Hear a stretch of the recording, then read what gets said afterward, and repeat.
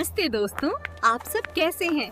अगर आपको मेरी कहानी पसंद आई हो तो कृपया चैनल को लाइक और सब्सक्राइब करें। रामपुर गांव में मकर संक्रांति का माहौल था। दिन भर पतंगबाजी हुई। सूरज ढला, गांव की गलियों में सन्नाटा पसर गया।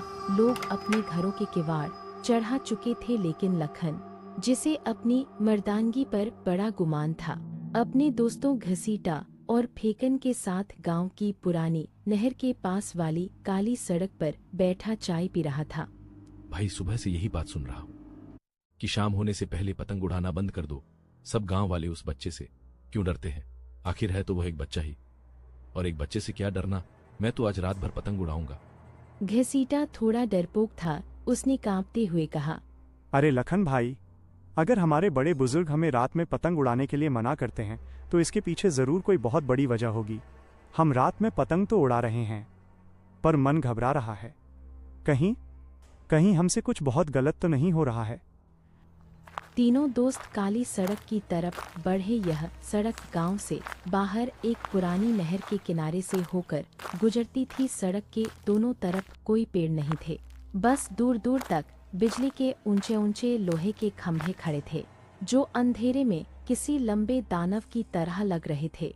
अचानक सन्नाटे को चीरते हुए एक आवाज आई, जैसे कोई बहुत तेजी से धागा खींच रहा हो। लखन ने अपनी टॉर्च ऊपर की तरफ घुमाई। बिजली के तारों के बीच एक काली पतंग फंसी हुई थी। वो पतंग कागज की नहीं थी। ऐसा लग रहा था जैसे किसी इंसान की खाल को सुखाकर बनाई गई हो।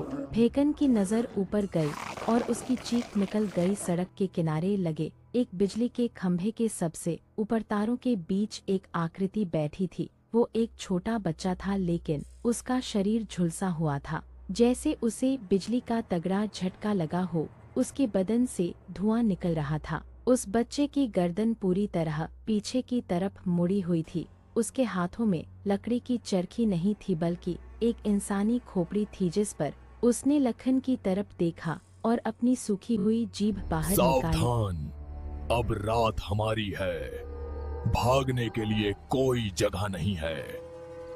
उसकी आवाज ऐसी थी जैसे दो पत्थर आपस में रगड़ रहे हों। अरे भाई, क्या तुम मुझसे पतंग का पेच लगाओगे?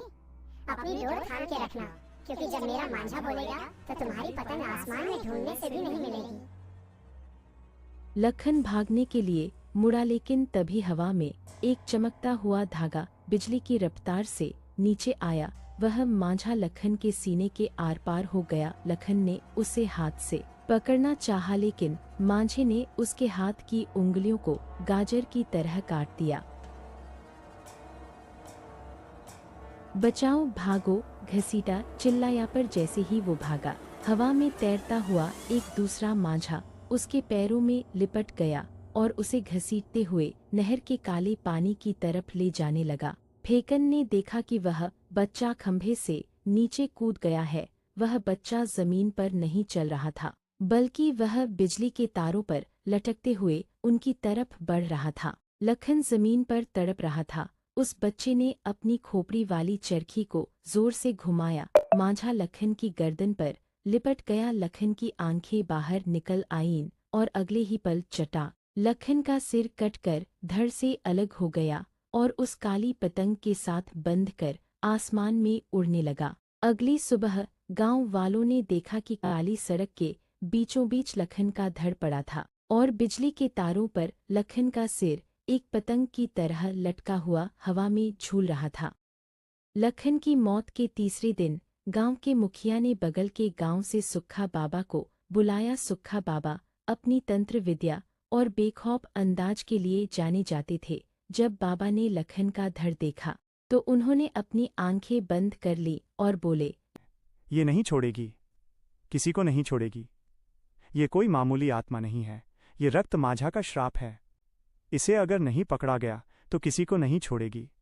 अब इसे खून का चस्का लग गया है। फेकन, जो उस रात बच निकला था, बाबा के पैरों में गिर पड़ा। बाबा ने उसे सांत्वना दी और कहा, आधी रात को जब वह काली पतंग उड़ेगी, तभी हमें उसका अंत करना होगा। सुक्खा बाबा ने गांव वालों से कुछ चीजें मंगवाईं। 7 कुंवारी कन्याओं द्वारा काटा गया काला धागा, कौवे के पंखों से बनी एक बड़ी पतंग और सबसे ज़रूरी शमशान की राख और नीम का तेल। बाबा ने नहर के किनारे काली सड़क पर एक सुरक्षा घेरा बनाया। उन्होंने फेकन को उस घेरे के बीच में बैठाया और कहा, हिम्मत मत हारना, वह तुझे अपनी ओर खींचेगा, लेकिन तुझे घेरे से बाहर नहीं निकलना है। आधी रात होते ही माहौल फिर से बदलने लगा। बिजली के तारों में अचानक स्पार्क होने लगा। हवा में वही पुरानी सड़ी हुई गंध फैल गई और फिर वही हुआ। तारों के ऊपर से वह झुलसा हुआ बच्चा प्रकट हुआ। उसकी खोपड़ी वाली चरखी इस बार तेजी से घूम रही थी। आसमान में एक नहीं बल्कि 3 काली पतंगे उड़ने लगीं जो लखन, घसीटा और उस बच्चे की रूह का प्रतीक थी। उस बच्चे ने फेकन की तरफ देखकर एक डरावनी हंसी हंसी, भैया आज तुम्हारी बारी है। जैसे ही उस रूह ने अपना खूनी मांझा नीचे फेंका, सुक्खा बाबा ने मंत्र पढ़ते हुए अपनी कौवे के पंखों वाली पतंग आसमान में छोड़ दी। वह पतंग नहीं बल्कि एक तांत्रिक अस्त्र था। बाबा का काला धागा उस रूह के खूनी मांझे से टकराया। आसमान में बिजली कड़क रही थी। बाबा की पतंग और उस रूह की पतंग के बीच पेच लड़ने लगा। जैसे जैसे धागे आपस में टकराते, नीली और लाल चिंगारियां निकलती। बच्चा गुस्से में चीखने लगा। उसकी गर्दन और भी तेजी से घूमने लगी। सुक्खा बाबा चिल्लाए, फेकन नीम के तेल की कुप्पी आग में डाल। जैसे ही फेकन ने तेल आग में डाला, एक विशाल ज्वाला उठी। बाबा ने अपनी पतंग को एक विशेष मंत्र के साथ झटका दिया। बाबा का सिद्ध किया हुआ धागा उस बच्चे के गले के चारों तरफ लिपट गया। वह बच्चा छटपटाने लगा। वह खंभे से नीचे गिर पड़ा। सुक्खा बाबा ने तुरंत आगे बढ़कर उसके सीने पर शमशान की राख छिड़क दी और एक लोहे की कील उसके हाथ की उस खोपड़ी वाली चरखी में गाड़ दी। बच्चे की रूह ने एक आखिरी कान फाड़ देने वाली चीख मारी, मुझे पतंग उड़ानी है। और देखते ही देखते उसका झुलसा हुआ शरीर राख के ढेर में बदल गया। आसमान में उड़ रही 3 काली पतंगे जलकर खाक हो गईं और काली राख बनकर नहर के पानी में गिर गईं।